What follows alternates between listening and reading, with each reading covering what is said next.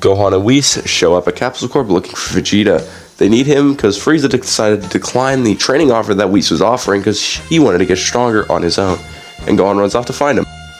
Gohan eventually finds Vegeta, who is happy to see Gohan, and it's pretty surprising that he came out of nowhere, and Gohan mentions that he's offering Vegeta a chance to train with the person who trained Beerus, and Vegeta is delighted by the opportunity.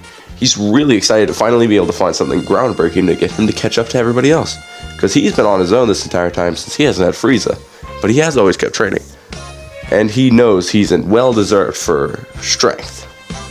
And Gohan nods, and that's exactly why he came to him, because he knew that he would probably want it more than anybody else. And Vegeta is glad that he did, so they all go with Whis to Beerus' planet. Gohan and Vegeta are sparring on Vegeta's planet, but Gohan is actually holding back immensely since he's far ahead of Vegeta thanks to him being able to train with Frieza, but Vegeta during this training would gain an immense power-up. Vegeta finally taps into Super Saiyan Blue after training in Whis' staff for a little bit, and he is showing immense levels of power. He's finally caught up to Gohan, and he's fairly happy with what was fairly given to him, and he's proud. Now on to Gohan. Gohan doesn't really gain any new forms in this entire training session over a year, but he has also grown a lot stronger, and then someone shows up.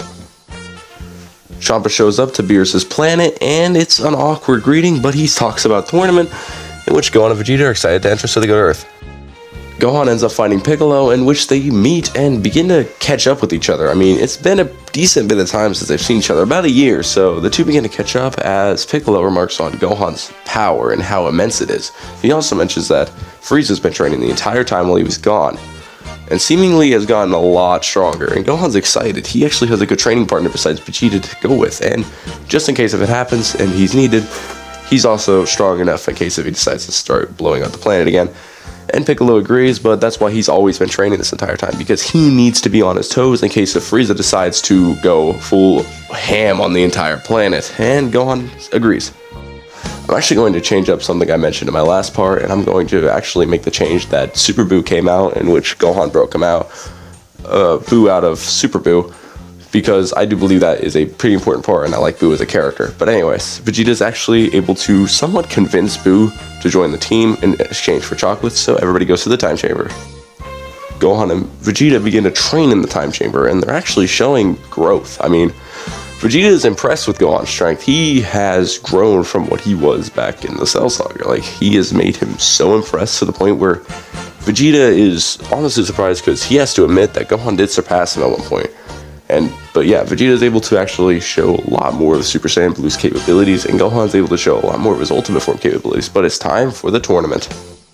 First up is Gohan versus Botama, which actually goes a long time, because Gohan's in base the entire time, but he's also measuring his opponent out. He's trying to figure out whether or not he needs to actually use some power, or he can just be fine using his power that he has now.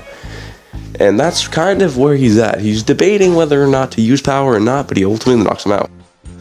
Gohan, upon immediately seeing Frost, would immediately be on his defense and be paying attention to every single detail that's inside of Frost's fighting style, simply because it's a Frieza in another universe, so he's not willing to take any chances as he turns Super Saiyan, and it completely knocks him out, and Kaba forfeits thanks to seeing this, because Frost is technically a hero in that timeline.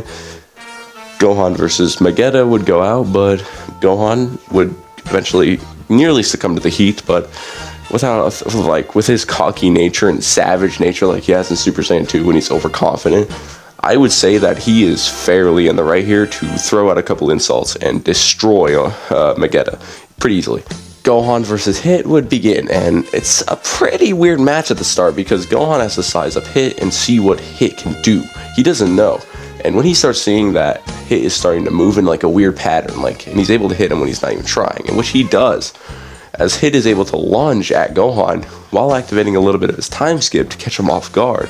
Gohan doesn't really expect this, but Gohan turns Super Saiyan in a counter argument to basically power up as he kicks him in the back of the head, surprising Hit, but Hit quickly, with a little bit of burst of his energy, flies at him.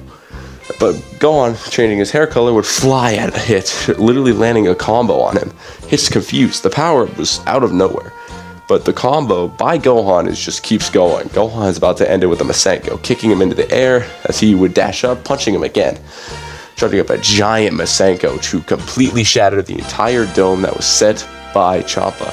And yeah, Gohan thought he won. Hit comes out of nowhere, punching him in the back of the head. This was an honest sneak attack, because Hit was actually able to time skip into his Masenko to catch him off guard. And Gohan's out. Vegeta, ready to go, jumps in the ring, and that's where we're in his part now.